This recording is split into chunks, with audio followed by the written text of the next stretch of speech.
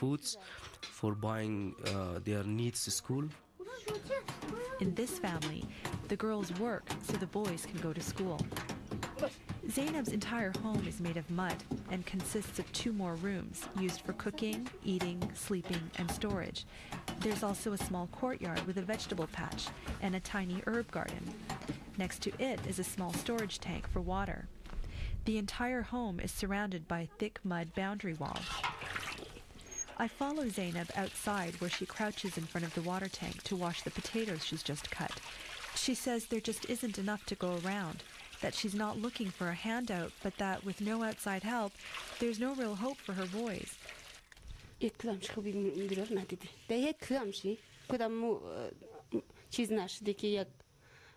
She's in all governments exchange.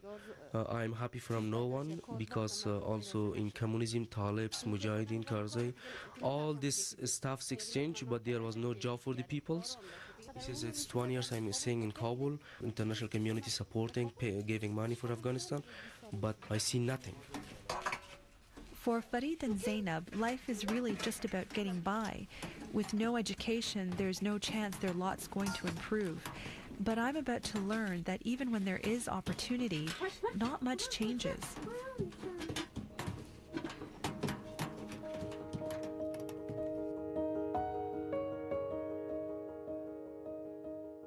You're listening to Storylines on CBC.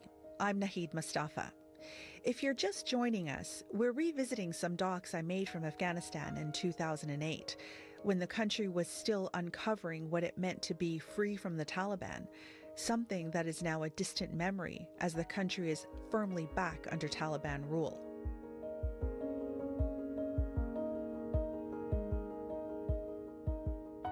A key rallying cry in the lead-up to the invasion of Afghanistan was about freeing Afghan women.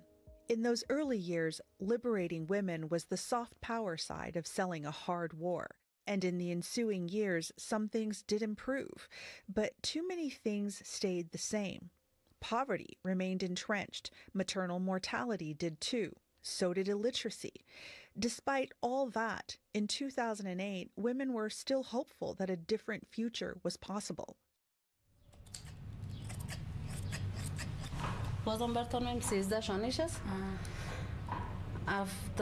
Mari is a young woman who decided she wanted more. She was tired of the daily struggle to find just enough to get by. So Mari embarked on a journey of self-improvement through an NGO called Partners in Revitalization and Building, PRB.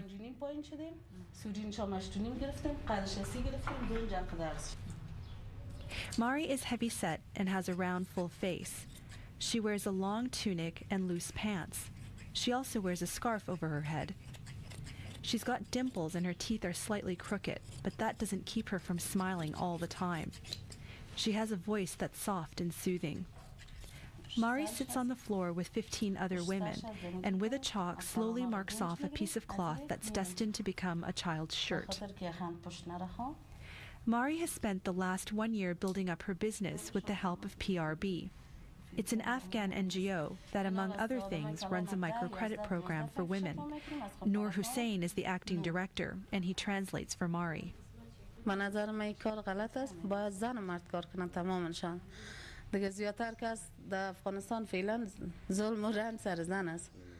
women in Afghanistan, they are tortured. They do not have a good life. But she herself, she wants to help her family to study more and to be part of the society. Mari's doing everything right, learning to read, acquiring a skill, pursuing a goal, but her efforts are stymied.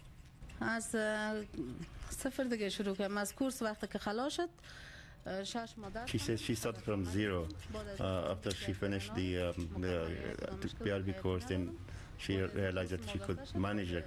She could run a course by herself, and then she rented this place.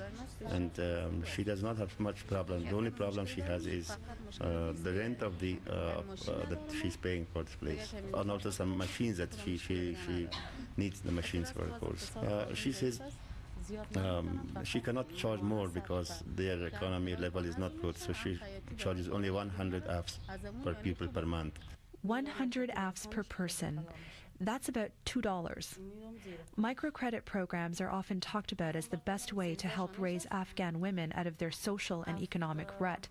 But Noor Hussein isn't so sure that it will have any significant impact in Afghanistan. It will help the women, it will help the families, but it will not be on that level that change everything. Through our experience, the expenses are so much, the prices are so high, the living prices, everything day by day, the basic material, the basic goods are becoming costlier and costlier. So whatever the women they earn, it will not be enough to make a good livelihood. It just participates to their livelihood, but it will not be sufficient to do all. To be enough for all their expenses. So the impact is just on that level. There should be some other sources for their livelihood also. Traditionally, a source of livelihood for Mari would be marriage. She's single, so I ask her about her prospects. It's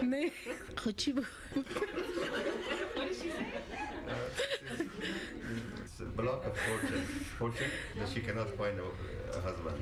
She is now in that state, she says. But there's a second set of Afghans, a minority, who seem to fare better than Farid or Zainab or Mari, at least in the day-to-day. Their livelihoods are directly connected to the international presence in Afghanistan. They work as drivers, translators, they run shops for foreigners, or work in hotels and guest houses. But it's important for the young. Mujda Najam is 22 years old. She's just finished her finance degree from university. She works as a receptionist here at a local guest house that caters exclusively to internationals. There are guests here from Japan and Britain, Canada, India, Australia, and Sweden. The 15-foot-high boundary wall and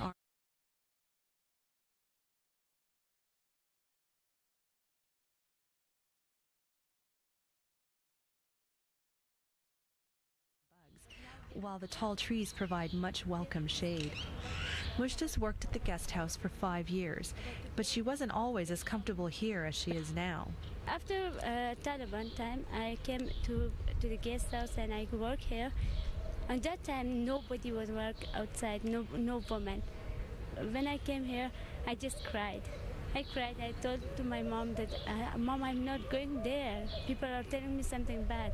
Because nobody's working outside, no woman, no girls, only me, and it's not good for me. When I came here and I gave an interview, I met a woman doctor. She was staying in our hotel.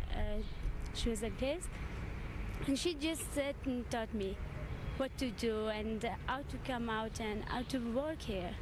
You should work here, and you should be proud of yourself. So after that, I just said, I feel a little bit good. Then I talked to my mom. No, Mom, after this, I'm going to work. Now she's like a lot of the young women I see on the streets of Kabul, dressed in trousers or long skirts with a long shirt and a headscarf, moving about freely, employed or going to school. Mujda doesn't worry about her next meal or the next 10. But like so many other Afghans I've spoken to, Mujda also thinks back to the Taliban era with nostalgia. I think that was okay. I think that is okay for the woman, for a Muslim woman, that was good.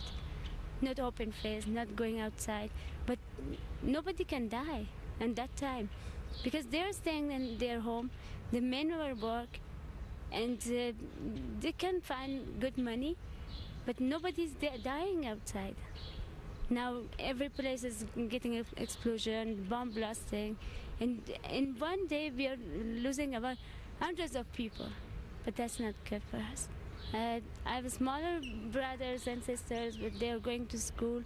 Every day when they're going to school, until they're coming back, my mother's sitting crying for them. At least they're coming or not. They don't know that when they're coming and when they're going back. It's not for sure that are they coming alive or not. Mujda is engaged to be married, but she says the big day is still several years off.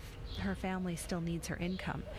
I ask her what excites her about her future and what she hopes to accomplish, but she's more pragmatic, concerned about fixing what's wrong in the present. They just built some buildings, but nothing has changed. the government was worked very well, but now they're not working outside. They're just thinking about themselves, about their pockets, about their money, about how to build some other buildings. But the buildings are not important to us.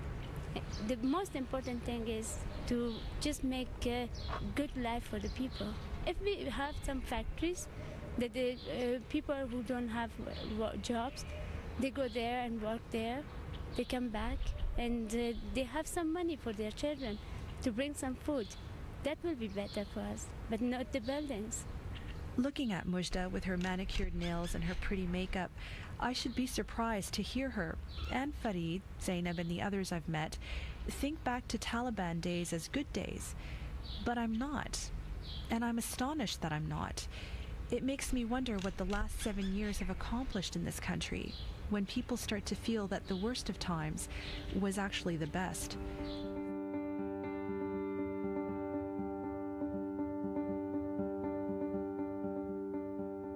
In 2021, the Taliban came sweeping back to power. Sitting in Canada, watching it all unfold over social media, punctuated by tense conversations with friends in Kabul, I saw province after province fall. Women who'd made and maintained international connections were fleeing. A friend who worked in government refused to leave his home. His anxiety dialed way up. He sensed a return to the days of his youth under the Taliban's watchful eye. Sometimes there would be a tidbit of information about a negotiated deal between a Taliban commander and local representatives in rural parts of the country. Sometimes there would just be a tweet blaring that the Taliban was now in charge. The Taliban's efforts to retake the country cranked up as the last of the American and international forces began withdrawing from the country. The Afghan military had never been adequately trained. It was a chronic problem, talked about incessantly for 2 decades. On the 15th of August, 2021, the Taliban arrived on the outskirts of Kabul. The country's president fled. The Taliban was back in charge.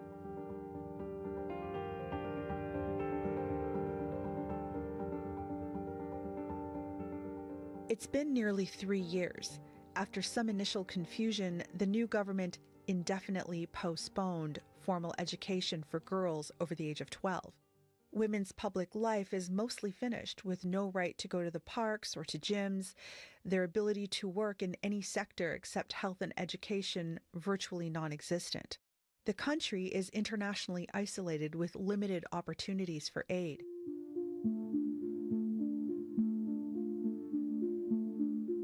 $20 years and trillions of dollars, all to end up right back where it started.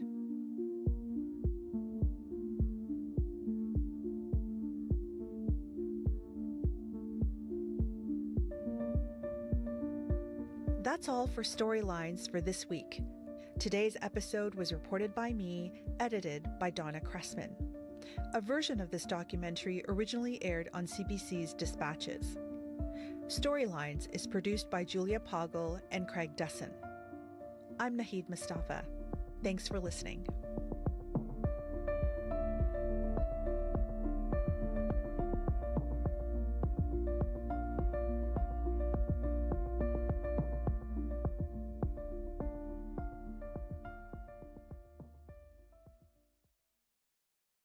This is CBC Radio 1, 990 AM, 89.3 FM in Winnipeg. You have lots of questions about your own life and this really complex world around you. I'm Saroja Coelho. I'm the host of the new live call-in show, Just Asking. I take your questions about what's in the news or your finances, health, even your relationships, and then throw them to an expert. Just Asking. Let's figure it out together. Just Asking with Saroja Coelho. Live Saturday afternoon at 5 Eastern, 2 Pacific, and on CBC Listen. You know the feeling of finding a really good podcast? Or the feeling of someone always being there, like your favorite radio show? Stream CBC Podcasts, CBC Music, and CBC Radio anytime, anywhere. Download the CBC.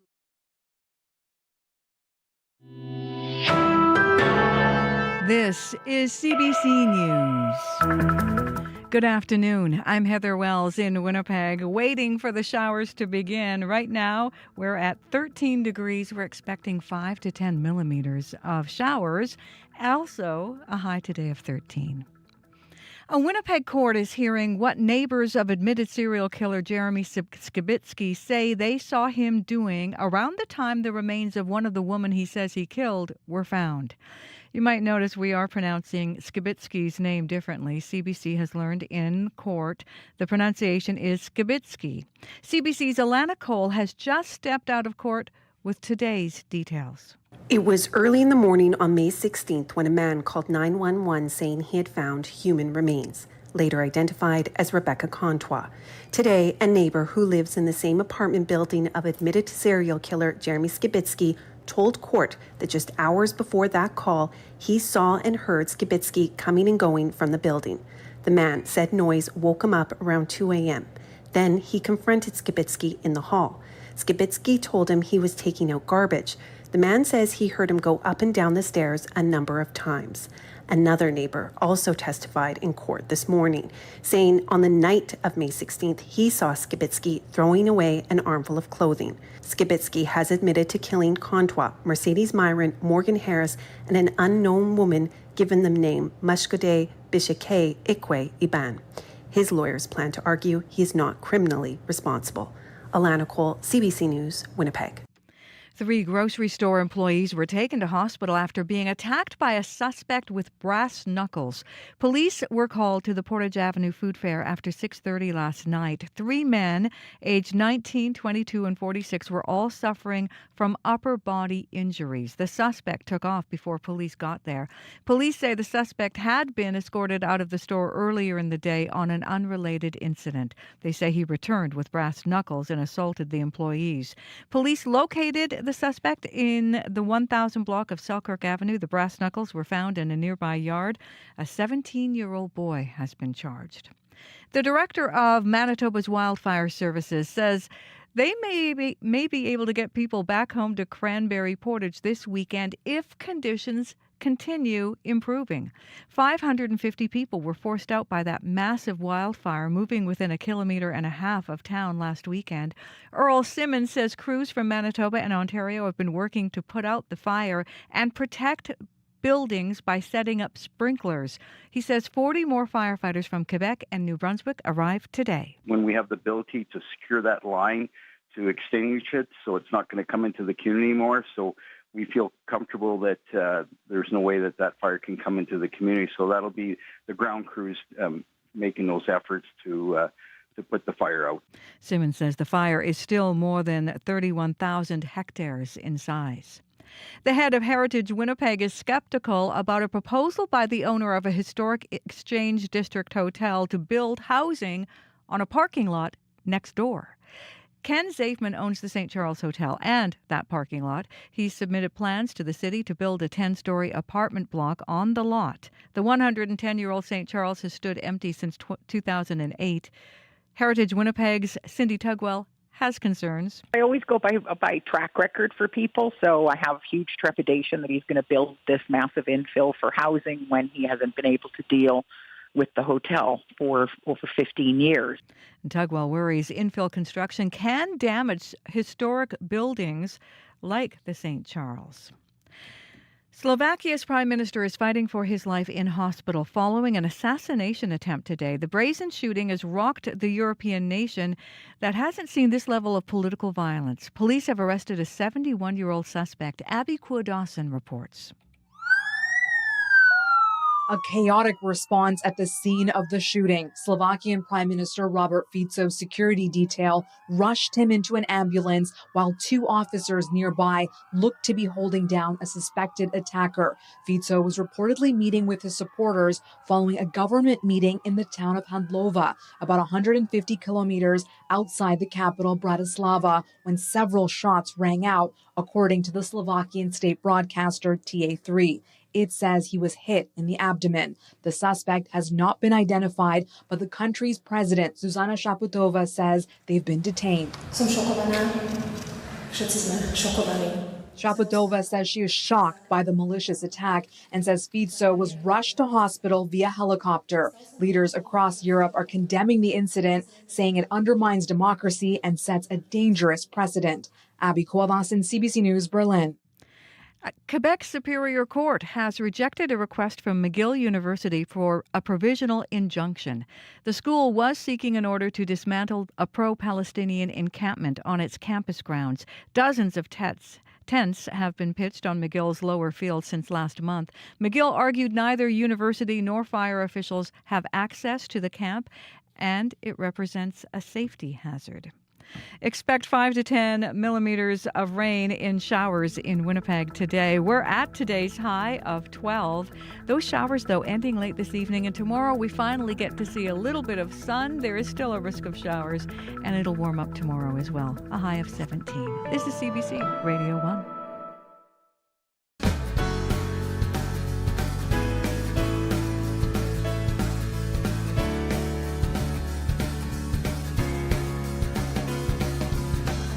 Hello, my friends. Thanks for joining us for Radio Noon today here on CBC Radio 1, 89.3 FM, 990 AM. My name is Janet Stewart. Canada Post has lost a whopping $3 billion over the last 6 years. Those losses get paid for with your tax dollars.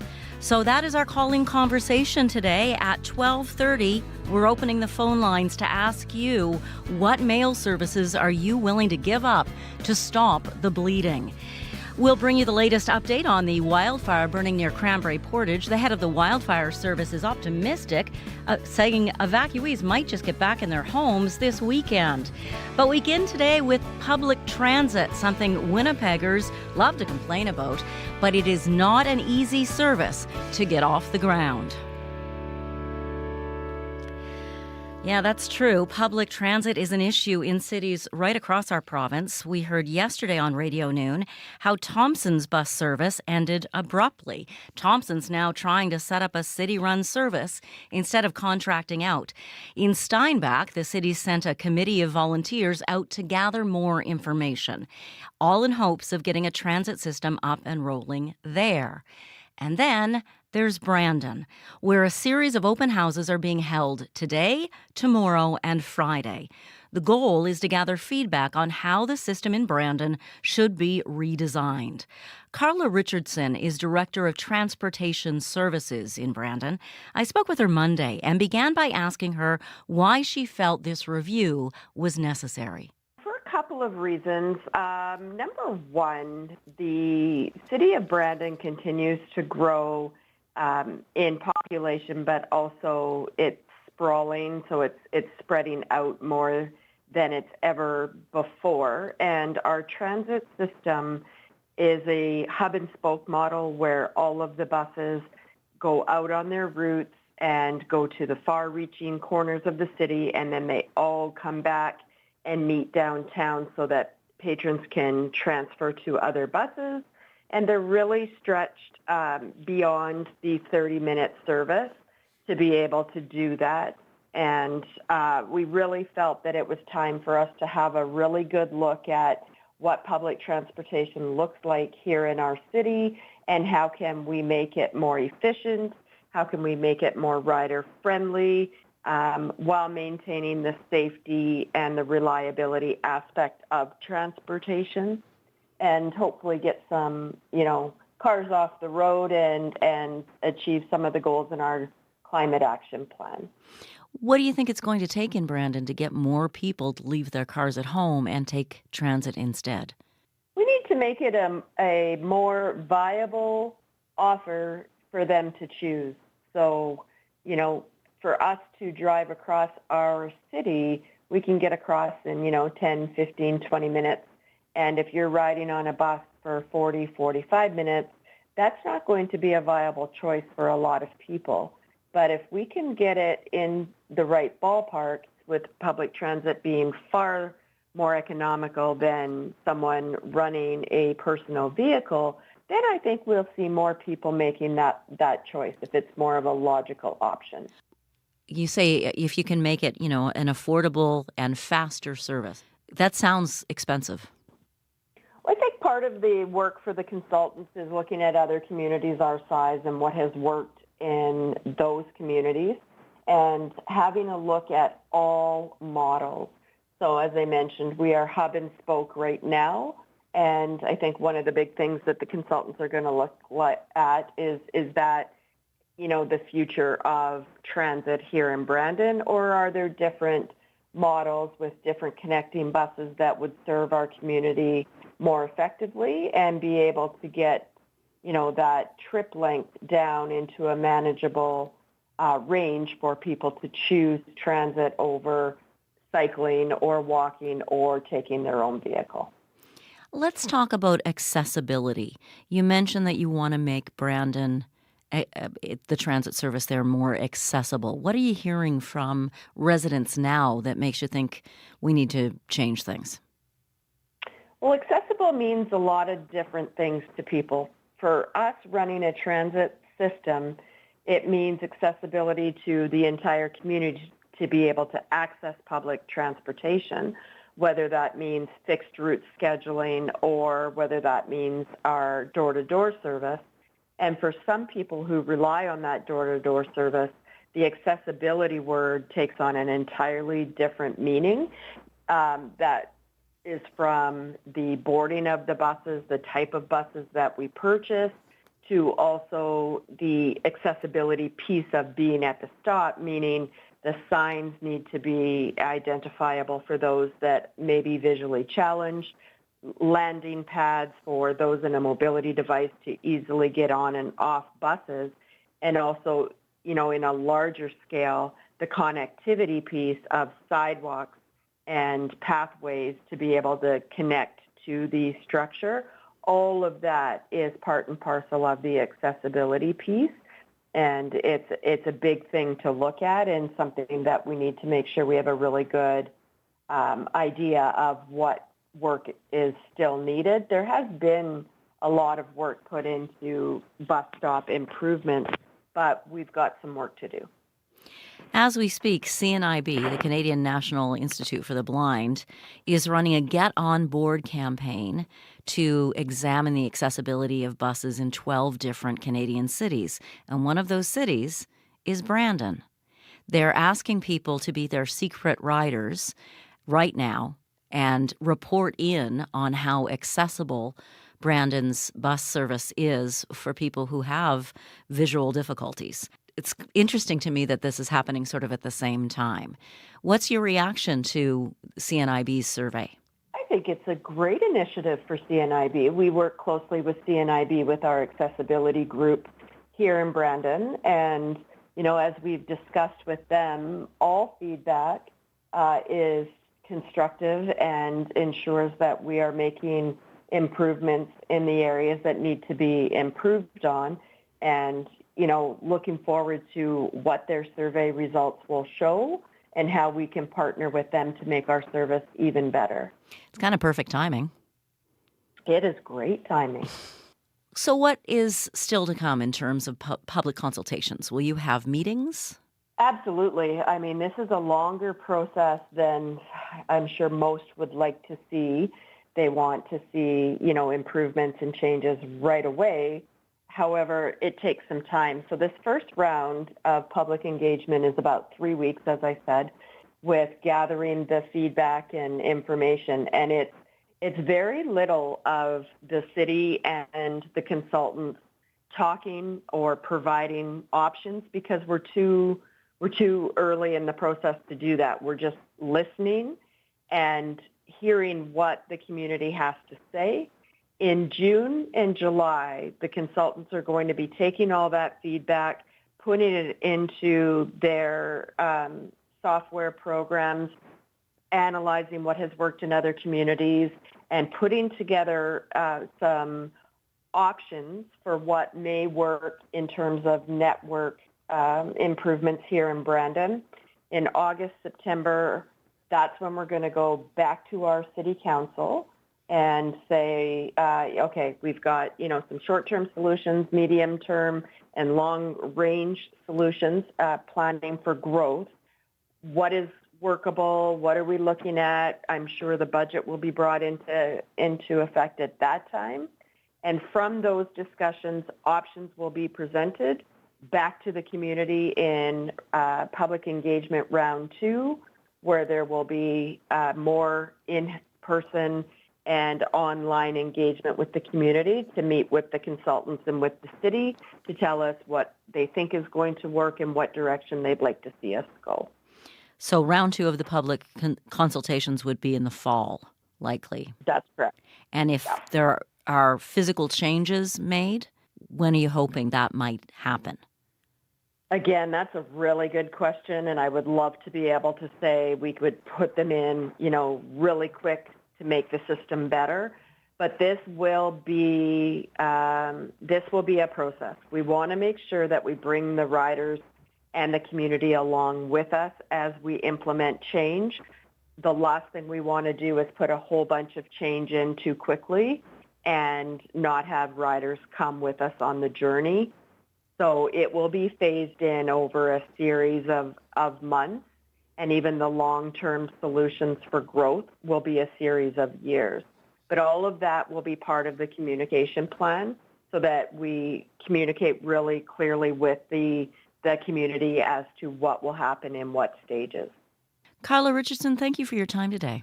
Oh, you are welcome. Carla Richardson is Brandon's Director of Transportation Services. A transit open house will be held this afternoon in Brandon from 2 to 4 at the downtown terminal. To take the online survey or to find out what other open houses will be held, go to brandontransit.ca. Don't say Anine, bonjour, and hello. It's me, your favorite cousin, Rosanna Deerchild. Guess what? Unreserved is turning 10. That's like 100 in Res Dog years. And to celebrate, we're inviting you to a live taping of Unreserved, May 22nd at the Park Theatre in Winnipeg on Treaty 1 territory. Sherry McKay, Doozy, and Unreserved's Auntie Circle will all be there. Visit cbc.ca/Manitoba/community and click on the link to register. And I'll be there too. I believe my friend Faith Fundal will also be there, so join us all for that celebration of Unreserved. Still ahead in our program today, we want to know what you think of Canada Post and the fact that it's losing so much money. It's asking the federal government to change its obligations. So what services are you willing to give up to stop Canada Post from losing so much money? That is our calling conversation. We'll open the phone lines live at 12:30 today. We were just talking about transit. I'd like to have a call-in conversation probably next week about accessibility in transit. If you have thoughts on that, get in touch with us. 204-788-3797. That's our listener line where you can leave a recording. I also created a Radio Noon Facebook page yesterday. Radio Noon Janet. Look for Radio Noon Janet on Facebook. I believe that's what it's called, Facebook. And you can leave me a message there as well. Love to hear what you think we should be talking about. We'll be talking about the fire that has people out of their homes in Cranberry Portage in just a moment. We've got some good news today, some optimism coming from the head of the Wildfire Service. So we're going to tell you what he said and then get reaction from someone who's been forced from their home. They're not getting the rain they need up in Cranberry Portage today. That's in more southerly parts of the province, some rain moving through. Riley Lachuk will bring you the full Manitoba forecast just after your 12:30 news.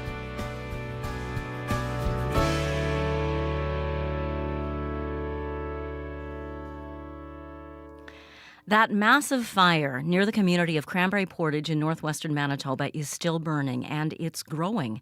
It started Thursday, and it spread quickly. Roughly 550 people were forced from their homes over the weekend.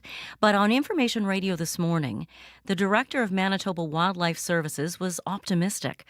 Earl Simmons told Marcy Marcusa the evacuees might be able to return to Cranberry Portage as early as this weekend. Here's some of their conversation. The fire is still a kilometer and a half from the community. Crews have gotten in there and put up valley protection. And what that is sprinklers on top of buildings. And if we can get those running 2 hours before a fire gets into an area, it gives us a chance to protect those structures. But I'm feeling good about the work the fire crews are doing, and in fact, hopefully by the weekend we can perhaps get the folks back into Cranberry Portage. We were fortunate enough yesterday the Manitoba Hydro crews worked hard and restored power to Cranberry Portage, and Bell MTS also restored all of their services throughout the area, including up to Flin Flon. So it was a good day yesterday. How will you make that decision? Will how far the fire is from community determine that, or will sort of just a change in the weather determine whether people are allowed back home? It'll be when we have the ability to secure that line to extinguish it, so it's not going to come into the community anymore. So we feel comfortable that there's no way that fire can come into the community. So that'll be the ground crews making those efforts to put the fire out. And the challenging thing with this is because the conditions are so extremely dry up there, the fires burn down deep. So the firefighters have to get in there and dig really deep into the ground to put it out. And we're not just talking, a few inches. We're talking meters into the ground in spots. Has anything been lost structurally in Cranberry Portage? Nothing has been lost in Cranberry Portage. There was the fire did go into the dump and cause some damage in the dump, but otherwise there was no damage in the Cranberry Portage area. And our crews from Ontario have arrived to assist us. And there's another 40 personnel coming, 20 from Quebec and 20 from New Brunswick. How welcome is that help? I suspect firefighters must be exhausted. It's really welcome, and because of the sheer size of this fire, we want to protect the community. That fire runs between Cranberry Portage and Flin Flon, so there is a lot of area there. I don't want people to get a false sense of security. This is still a huge fire that's potentially threatening Cranberry Portage and Flin Flon and the surrounding areas. It's going to require a lot of work, and it's appreciated when folks like yourself from the CBC and the local radio station CFAR up there, get out the word on what's going on and keep people up to date on the situation. And, we really appreciate the support and patience of the people that got evacuated, especially. It was on short notice. This fire acted uncharacteristically. It took off, and we were quite concerned about the community, and those folks were really great in getting out there, and must have been really, really scary for them. And we appreciate the support from those folks, and we're working hard to get them back into their community. That's the director of Manitoba's wildfire service, Earl Simmons. He was speaking with Marcy Marcusa this morning on Information Radio. Barb Bragg lives in Cranberry Portage, and she's been listening to this with us. Barb packed up her irreplaceable belongings Saturday night and, along with her sister and daughter, fled the community. She joins us now live from the PA. Hi, Barb. Thanks for being here. Hi, Janet. Thanks for calling back. So what do you think about what you just heard? Cautiously optimistic, I guess, would be the phrase. It's great news. I don't want to downplay that, but I'm sitting out in my car and looking at the trees that are blowing. I understand it's 30 kilometers an hour with gusts up to 50 and going northwest. So they obviously know what they're talking about, and they've got folks on the ground. So we will be closely listening to this, because it would be fantastic to get back for all of the people that are still trying to even find places to stay. Have you ever watched the wind so carefully in your life? Well, when you live in the bush, which is what I do and my sister does, and anybody who's got, when you're in an isolated community, you do pay attention to that sort of thing. So, we know not to start a fire in the fire pit after a certain wind, those kinds of things. I think everybody is very, very attuned to what the wind's doing. You've just been to the evacuee center in the PA. What were people saying there? They were actually getting ready to eat lunch from a local Chinese restaurant, and there's no conversation at all about the possibility of going back, from what I could see. Now, we just grabbed a coffee and came back out to the car. So we'll go back in afterwards and explore this a little more, but it doesn't sound like there's and it certainly doesn't look like there's action going on or, additional reports or things like that. So right now we're listening. I mean, as a result of these conversations, we're spending a lot of time listening to CBC, but it's not transferring over this great news that came out this morning. Well, it is early days. He's optimistic, Yes, but for sure. What would it mean, do you think? You said there's still people looking for places to stay. Yeah, we had a visit from Wab Canoe yesterday, our premier, and we were in the reception center, and he was great. He came to all of the different tables, and people were telling them, that they were moving out of hotels because people were moving in, and he was talking about trying to get buses to take people down to Dauphin, and we know of people who are sleeping in their cars and trailers and things like that because they want to be close and they want to be able to react should good news come. So they don't want to be too far away, but there's just no room at the inn. But meantime, they're preparing to serve Chinese food at the evacuee center. Ongoing reception you've gotten in the PA is, what do you think of that? It really has been phenomenal. It took a couple of days, to be totally honest, for all of the messaging to get out, but now it's pretty well entrenched in different places and different Facebook posts and messages and things like that. They've had meals every night put on by the community. They now are serving 3 meals a day at the reception center. I've been getting, we run in Cranberry Portage, we run an artisan market 4 times over the summer, and I've been getting messages from some of the vendors from the PA we've got an offer to stay in one of their cottages. We've got offers to shower. We've got offers to do anything. So everybody's really, really stepping up. And I will say also, there's the folks that stayed back in Cranberry who at M&N's Gas and Convenience Center, they're making food for the firefighters. They're taking panoramic pictures and videos just to show people back home that the community's okay. There's no damage, So everybody's stepping up. It really does make you forget about some of the the negatives, and there's time for assessment afterwards. Right now, it's just we're happy that the community's pulling for us. Barb Bragg, thank you so much for joining us, and I promise we'll continue to bring you the very latest as soon as we hear it. Thank you so much, Janet. Barb Bragg's one of hundreds of people forced from their homes by a wildfire near Cranberry Portage. Right now it is 12:28. Let's play a little music for you to get us to the 12:30 news. Here's Andrina Turan with The Same Thing. We're doing the same thing again. We're doing the same thing all over again. Oh, we're doing the same thing again, over and over again. Last fall, we talked about unhappiness and the will to change.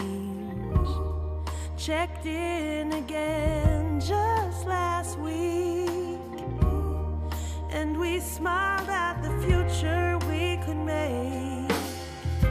But how many nights we've cried, longing to meet halfway.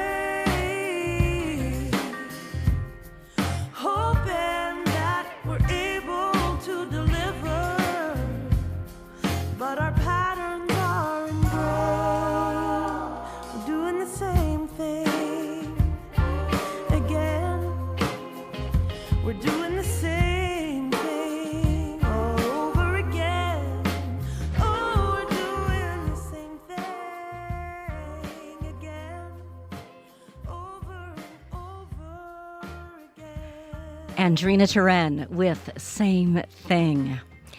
It is just before the 12:30 news. That means it's time to open our live lines, 204-780-0893. We want to hear from you today about Canada Post. What services are you willing to give up when it comes to mail delivery to stop Canada Post from losing $3 billion over the next 6 years like it lost over the past 6 years? Right now, the time is 12:30. This is CBC News. Good afternoon. I'm Heather Wells in Winnipeg. At 12:30, it is 14 degrees, mostly cloudy. We've already exceeded today's high. We are expecting showers anywhere from 5 to 10 millimeters today. A Winnipeg court is hearing what neighbors of admitted serial killer Jeremy Skibitsky say they saw him doing around the time the remains of one woman he says he killed were found. You might notice we are pronouncing Skibitsky's name differently. CBC has learned in court the pronunciation is Skibitsky. Court heard a man called 911 on May 16th of 2022 saying he had found human remains later identified as Rebecca Contois. He says he saw and heard his neighbor, Skibitsky, coming and going from the building. He confronted him and Skibitsky told him he was taking out garbage. Another neighbor also told court today he saw Skibitsky throwing away an armful of clothes that night. Skibitsky has admitted to killing 4 women. His lawyers plan to argue he is not criminally responsible. Fire crews from northern Ontario are in northwest Manitoba helping fight that wildfire burning near Cranberry Portage. The fire is still about 1.5 kilometers from the community. Ontario's Fire Information Officer, Chris Marchand, says the 41 Ontario firefighters will stay as long as they're needed. Meanwhile, the more than 500 people forced out of Cranberry Portage could get the all clear to return by the weekend. Earl Simmons, director of Manitoba Wildfire Services, says they've made progress protecting the town, adding the fire has not grown in size. It is still 31,000 hectares. In Alberta, officials say favorable weather conditions are helping crews keep a wildfire out of the community of Fort McMurray. More than 6,000 people have already been forced to leave their homes. Many evacuees are being flooded with memories of that 2016 Fort McMurray fire known as the Beast. The Prime Minister of Slovakia has been shot and is in life-threatening condition in hospital. Robert Fico was shot in the stomach while visiting the town of Handlova. There are reports 4 shots were fired. A suspect is in custody.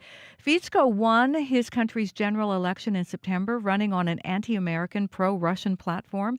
In recent weeks, there have been rallies staged against his government, with demonstrators comparing it to the right-wing regime of Hungarian Prime Minister Viktor Orban.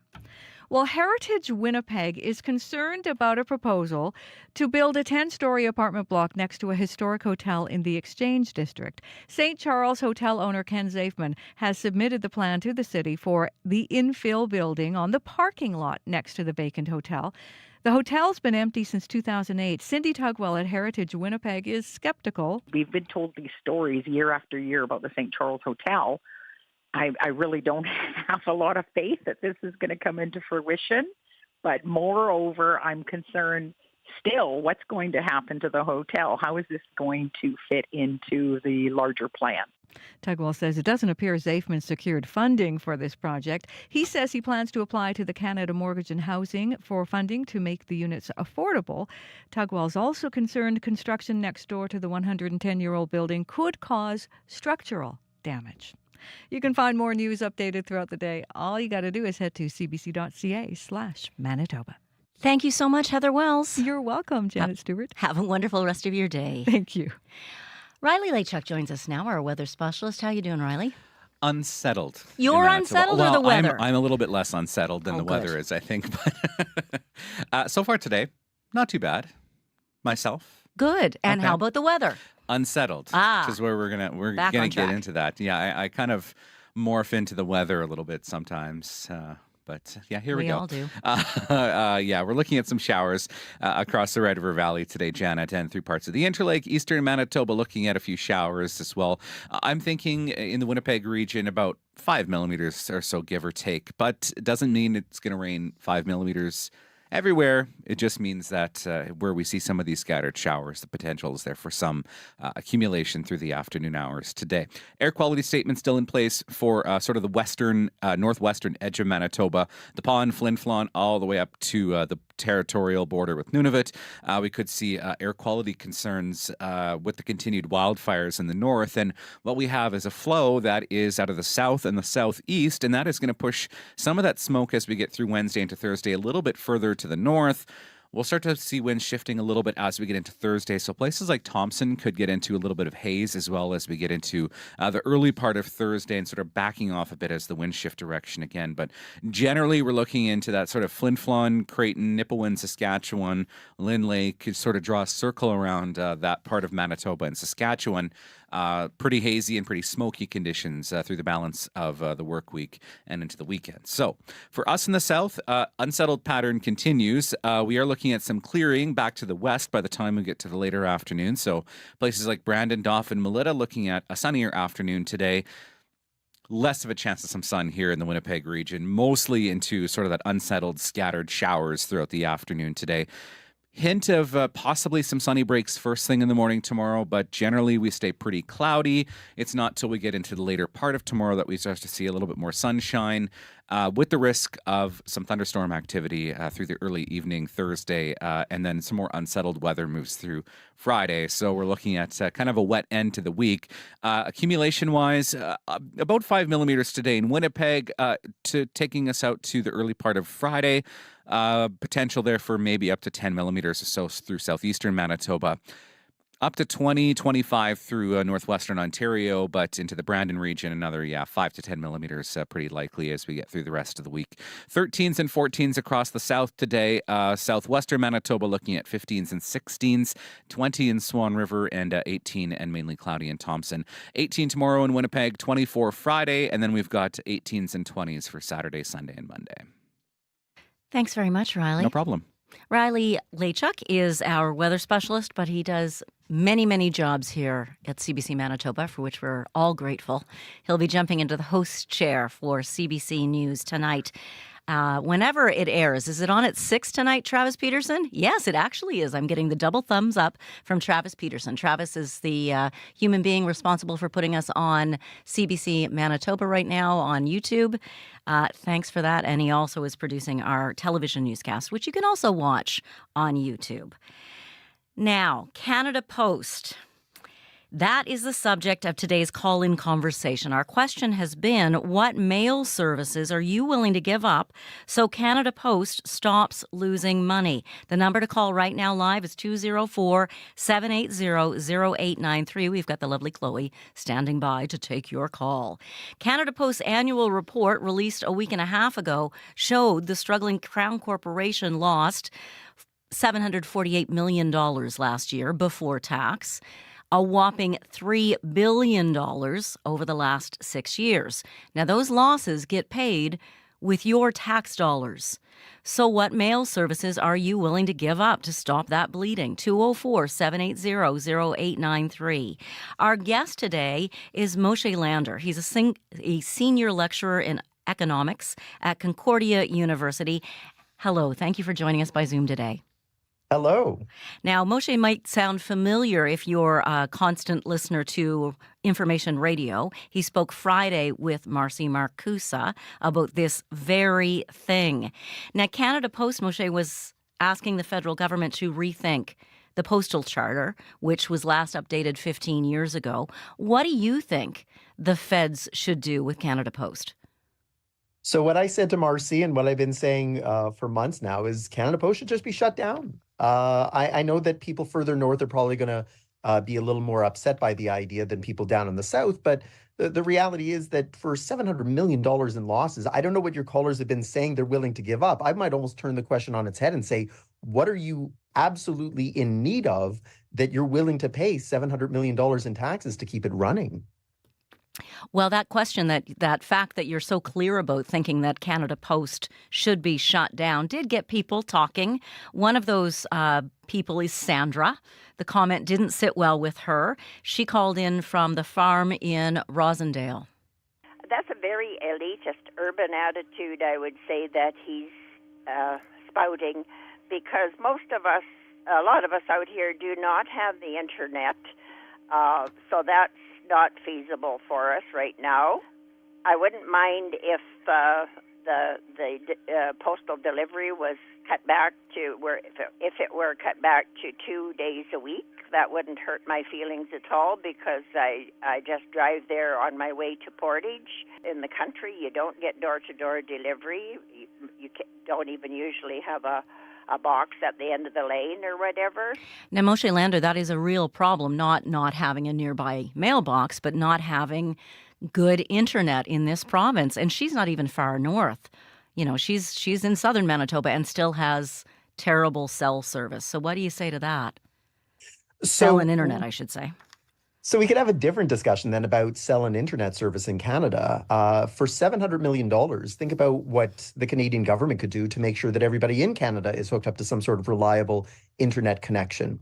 And so if the caller's objection was it's the internet that's the problem, then let's address that problem. It's almost crazy that we're a quarter of the way into this century and we're still talking about parts of this country that can't be linked up to proper internet service.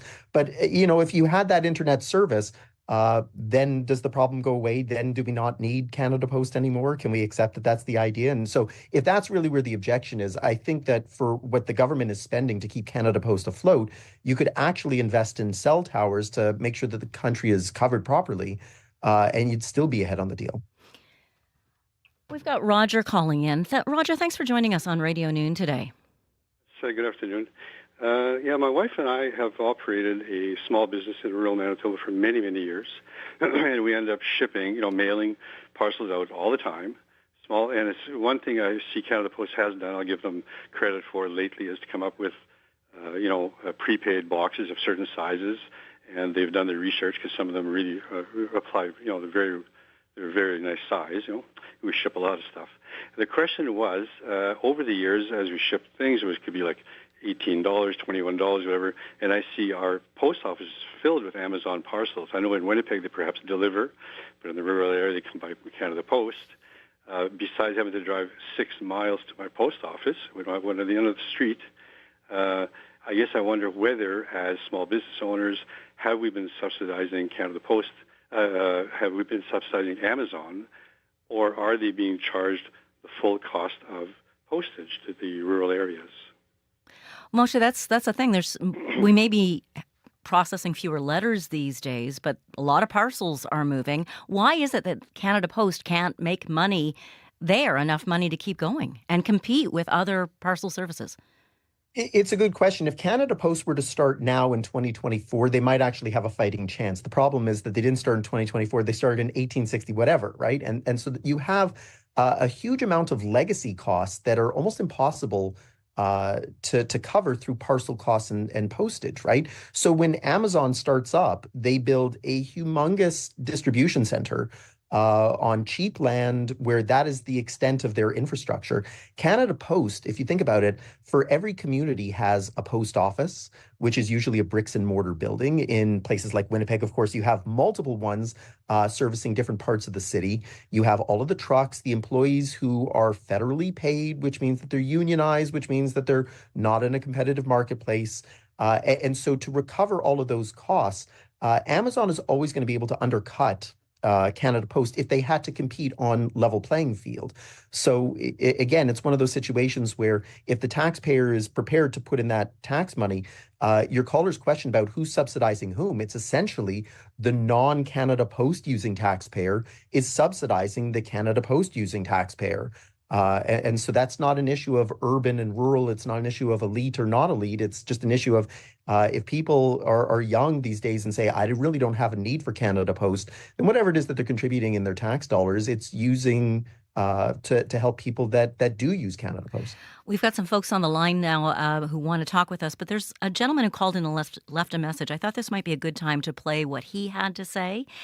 He's a listener who's worried too many of us will make the same basic assumption. We don't need the post office.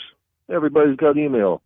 That may be true for middle-class people and other higher social classes, but there is a class of people that do not have email, and they do rely on the postal service. They don't even have a computer. They don't even have a smartphone. They don't have anything. But they do have an address, and they need the government to keep in touch with them through the mail. Let's not forget about those people. Moshe Lander, what do you say to that? It's a good point. I'm not going to deny that, right? However, email is free. Email is accessible through the local public library. And again, it's one of those things that if Canadians are prepared to pay $700 million in taxes, $3 billion over the last 6 years, what's sure to be hundreds of millions of dollars in the years to come, to help that small group of Canadians that don't have email access or don't have internet access, then that's fine. I mean, that's the way democracy works. But I think that if we sit back and realize, all right, who is it that actually needs Canada Post, and how can we better service them? Maybe if we eliminate Canada Post and save that $700 million, I think you'll find that there a lot of the people who are having objections will be able to find a means through which they can still access mail, still be contacted by the government or other public services at a much, much cheaper cost. 204-780-0893 is the number to call if you want to join this conversation. We have a call now from Garnet. Thanks for holding for us, and thanks for calling Radio Noon. Garnet, are you there? Yes, I am here, yeah. Hi. What would you like to say? I guess nothing that hasn't been said already. I would be quite happy with service reduction to, 2-3 times a week. Something that just come to mind here now is the large number of commercial stuff that, like flyers. And maybe they could jack the price up on that. It may reduce the number of, the amount of that stuff, the amount of flyers versus real mail. But wouldn't reducing the number of flyers, because they do get paid to deliver those flyers. So as much as we tend to hate getting the flyers, doesn't that actually make money for Canada Post, Moshe? Yeah, it does. And it's the law of demand. If you increase the price to deliver that stuff, they're going to quickly convert to digital as well, right? So fine, it might be a segment of society that isn't understanding what I'm saying, but how many of us receive those promotional items from various stores, grocery stores, by email? And once they get you registered for that, you stop getting those flyers in the mail. And so you do have that delicate risk that charge too much to try and recover some of those $700 million in losses, and you risk losing the business entirely, because businesses aren't just going to stand still and say, all right, you can charge me an extra 10% more, 20% more to deliver flyers. They know how many people are actually responding to those flyers, and so they're going to say that this is the level at which we feel that the benefit justifies the cost, increase the cost, and you're going to find that benefits are no longer there, and they'll stop doing it. I want to say thank you to Paulo and Daniel and everyone else who's waiting to get on the line with us. But first, Roger's back. Hi, Roger. Roger felt like we didn't answer his question. Just quickly, what is it that you need? The question was whether we, as small businesses shipping a lot of parcels, are subsidizing Amazon. Is Amazon paying the proper cost to ship parcels to the rural areas, or are they being subsidized? Are we subsidizing the demise of our small towns by subsidizing Amazon? It's a serious question. I would like an answer, please. Amazon is paying the full cost. They're a private business. They don't get subsidies. If they get subsidies anywhere along the way, it's usually when you want cities to try and attract Amazon distribution centers because they recognize the jobs that are going to be created. But Amazon doesn't get any sort of benefit on shipping. And so, Canada Post for sure sees them as a legitimate threat to their one profitable part of the business.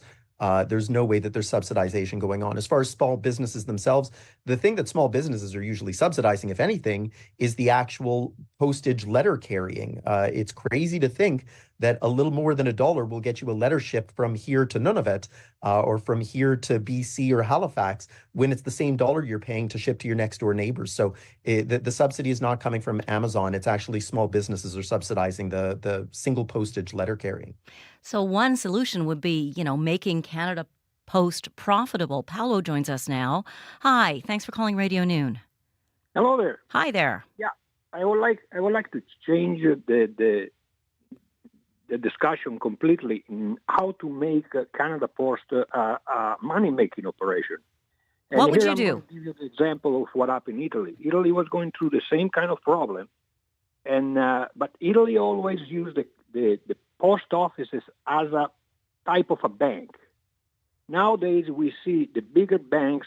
I'm calling from Flin Flon, and we already lost one bank. Is be gone here by the end of the month, and the banks are going away from having actually brick and mortar location. So there is a lot of small centers that need a bank. And there are people that are in that need. Why not turning the post offices in a bank? In Italy, I know people that don't even deal with banks. They have a saving account in the post office. They do deposit. They get bonds, and the post office is working quite fine. So why can we just turn? Well, after all, the gentleman that you have a guest there is saying that brick and mortars is what are costing the money. Yes, but they are in place right now. So why don't we just make this location as a point for small community where they can go and bank? Well, it's true that people love thank you for calling, Paolo, love to have local banking. And that's something I find it, and I do online banking, but, I still sometimes need to go in and talk to an actual human being, and they're harder and harder to find, those local branches. Moshe, do you see a future where Canada Post could take in more banking services? No. I appreciate what Paolo was saying, and I have to say tangentially, I love Flin Flon, Manitoba. But no, the future of Canada Post is not going to be to shift to banking because that itself comes with a huge infrastructure cost. And so what Paolo's talking about is something that built over decades in Italy. It's not something that they just decided to do on a whim. And so you've already got the big six banks in this country that dominate about 85% of deposits, around 90% of loans are made through the big six. And of course, the next evolution of banking, which I guess is for a different call-in, is that they're going to go digital, right? And we're seeing that in rural communities, they're shutting down branches. And it's only a matter of time before the cities themselves also start to see that they hemorrhage branches because they suffer from exactly the same problems. And so we would just be substituting one conversation with another, which is bricks and mortar banks are going to have a very difficult time competing with internet upstarts. And when you can put everything onto a platform, it's much cheaper. And again, we're going to have the same conversation about underserviced people, internet connections. So it's not really going to solve the problem. It's just going to replace one with another. There was a conversation that came up recently in combination with the need for affordable housing in our country and the lack thereof of affordable housing. Hey, what about that post office? Why don't you make that into some sort of an apartment building? Why don't you do that? Could you see that being something the federal government could do with post offices if they somehow were made smaller, if things were amalgamated, or indeed if it disappeared? Absolutely. And that's exactly it. It's that the federal government owns a lot of land in rural parts of the country as well as in municipalities and big cities. So if you shut down Canada Post, then you can sell off that land and you can sell it to the highest bidder, or you can sell it on condition that it's going to be used for social housing or whatever it is that municipalities need. If you need a swimming pool, if you need a local soccer club, whatever, that can become the condition then for sale, is that land is going to be used for something that municipalities need. And where the federal government was in their budget saying that they want to try and lean on cities to build more housing, you're holding a huge amount of land there that's really not needed, because those Amazon distribution centers or FedEx or UPS or Canpar are also creating large distribution centers, and they're going to be more efficient at moving mail around than Canada Post is. Daniel, why don't you join our conversation now? And thank you for calling Radio Noon. What is it you'd like to contribute? I think it's just a reminder, this entire conversation, and while I respect the different opinions and views that are being put out there, that, we're having a conversation about, at its core, government services. And it's just frustrating that we even are having a conversation with an economist about government services, because, government services are not there to always make money. It is to provide services to the people. And there's a lot of things in the government that don't make money. And this shift towards, in the last 10, 20 years towards, government needing to break even on some of these services. Let's go back to it, that services cost money to provide. And there's certain services that private companies are not willing to take on because they can't make money at it. And that is where governments step in, and either governments will have a department or a crown corporation, and they provide those services to Canadians. And so while I personally think there's a lot that could be modernized about Canada Post, I mean, you just have to go to any post office and just kind of see, it is a bit archaic, but that doesn't mean it should just entirely be scrapped. And especially a country as large as Canada, just with our geographical range, I think we can fairly safe to say that, UPS and these other private companies are just not willing to service a lot of these rural areas. And so by cutting something like Canada Post, it's really going to harm those rural Canadians. And let's remember, this is a government service to provide service to the people. It's not about always making money and making a profit.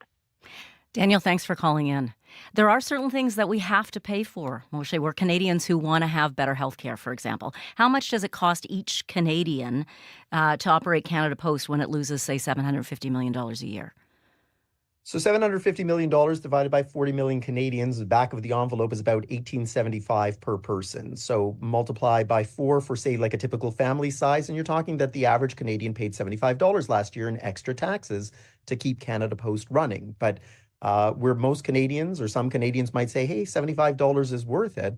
Remember, though, that disposable income that you're losing might be squeezing out something else, right? Maybe it's Jets tickets or maybe it's, buying food for the family or paying rent or moving to a slightly larger place. So the reason why you have an economist on, not to tell you your programming, but to answer to the caller, is that economics is all about trade-offs at the end of the day. It's all about choices. And so I have no problems if Canadians say we're fine paying $75 per family to keep Canada Post running in an inefficient way. And if that's what they want, that's democracy. I'm good with that.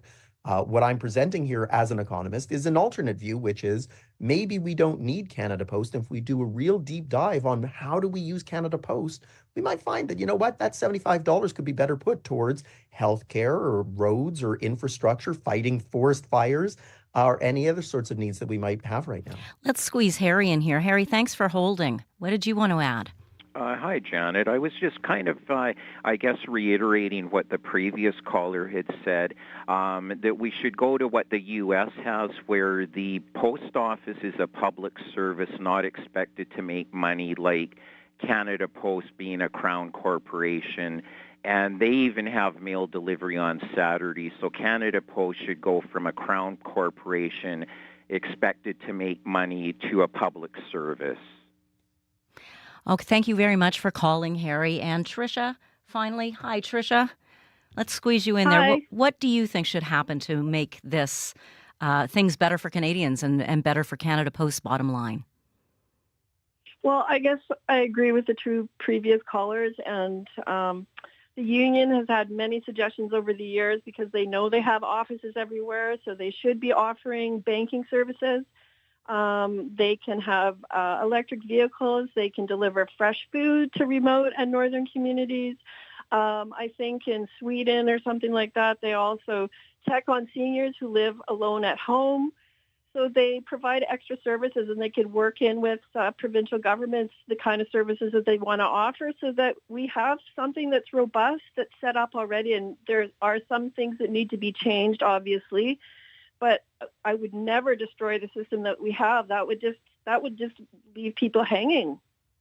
And, I think big corporations will undercut their services so that they can drive smaller businesses out. And then they just put their prices up. Like if Canada Post wasn't there, what would happen? Tricia, thank you so much for calling today. Thanks to everyone who called. We're running out of time quickly. Moshe, last word to you. What do you want people to think about? And we've got 30 seconds. Everybody's raised good points. The thing is that all of these points cost money. And so if that's what people are willing to pay to have these services, then good. I just think that we haven't really had that conversation about how much do we need Canada Post and what do we need it for and what are we prepared to pay for it. Moshe Lander is a senior lecturer in economics at Concordia University. We're so grateful for your time today. Thanks so much. Thank you all for listening to Radio Noon today. Thanks to Travis Peterson, Dylan Longhurst, Chloe Friesen, Nellie Gonzalez, Leif Larson, Cal Cadan, who helped me today. Thank you so much. Tomorrow on Radio Noon. What are we discussing tomorrow on Radio Noon? I always have this moment. Oh, you know what? Favorite places to explore in Manitoba. It'll be a wonderful conversation. So be sure to join us and call in now if you've got a gem you want to tell us about. 204-788-3797. Coming up next on CBC Radio 1, it's Writers and Company. I'm Janet Stewart. We'll chat with you again tomorrow.